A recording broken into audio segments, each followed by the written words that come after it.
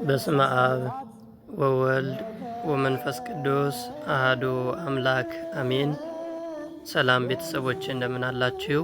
ዛሬ ክፍል 4 እንመለከታለን። ልሳነ ግዕዝ ክፍለ ትምህርት አርባዕቱ አኀዛተ ዕለታት ወይም የዕለት ቁጥሮች።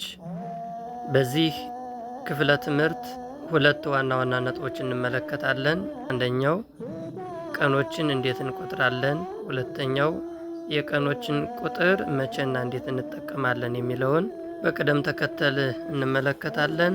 አብራችሁን ቆዩ። አኀዛተ ዕለታት የዕለት ቁጥሮች ቀንን 1 2 ብለን ለመቁጠር የምንጠቀምበት የግዕዝ ቀመሮች ናቸው። እነሱም እንደሚከተለው ተዘርዝረዋል። አሚሩ ማለት አንደኛ ቀን፣ ሰንዩ ማለት ሁለተኛ ቀን፣ ሰሉሱ ማለት ሶስተኛ ቀን፣ ረቡዕ ማለት አራተኛ ቀን፣ ሐሙሱ ማለት አምስተኛ ቀን፣ ሰዱሱ ማለት ስድስተኛ ቀን፣ ሰብኡ ማለት ሰባተኛ ቀን፣ ሰሙኑ ማለት ስምንተኛ ቀን፣ ተስዑ ማለት ዘጠነኛ ቀን፣ አስሩ ማለት 10ኛ ቀን።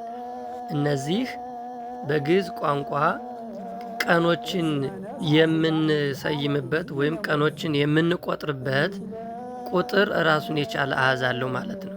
ስለዚህ አንድ ለማለት አንድ ቀን ለማለት አሚሩ እንላለን። አሚሩ ማለት 1፣ ሰንዩ ማለት 2፣ ሰሉሱ ማለት 3፣ ሐሙሱ ማለት 5፣ ሰዱሱ ማለት 6፣ ሰብኡ ማለት 7፣ ሰሙኑ ማለት 8፣ ተስዑ ማለት 9፣ አስሩ ማለት 10 ማለት ነው። አሁን አሃዱ ክልኤቱ ሰለስቱ አርባዕቱ እያልን አንቆጥርም ማለት ነው።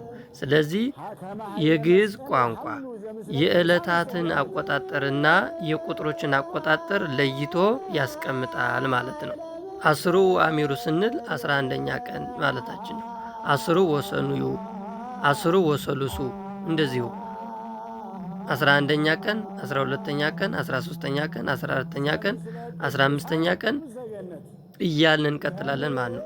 አስሩ ወአሚሩ፣ አስሩ ወሰንዩ፣ አስሩ ወሰሉሱ፣ አስሩ ወረቡዕ፣ አስሩ ወሐሙሱ፣ አስሩ ወሰዱሱ፣ አስሩ ወሰብኡ፣ አስሩ ወሰሙኑ፣ አስሩ ወተስዑ፣ እስራ 20ኛ ቀን ማለት ነው።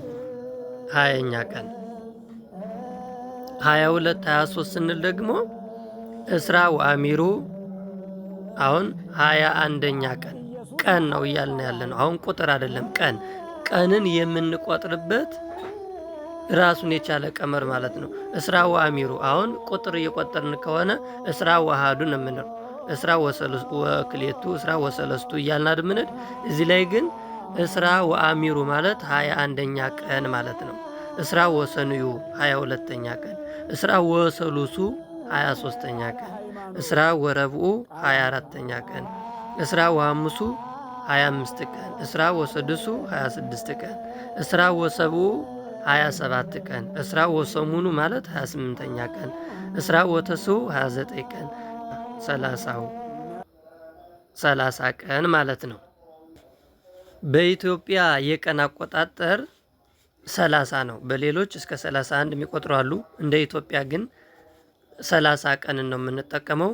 እነዚህን መቼና እንዴት እንጠቀማቸዋለን ለሚለው ለምሳሌ አንደኛ ስንክሳር በምናነብ ጊዜ አመአሚሩ ለሐምሌ አይረፈ ብንል እገሌ፣ አመአሚሩ ለሐምሌ አይረፈ አባ እገሌ፣ ሐምሌ 1 ቀን እገሌ የሚባል ጻድቅ ወይም ሰማዕት አረፈ።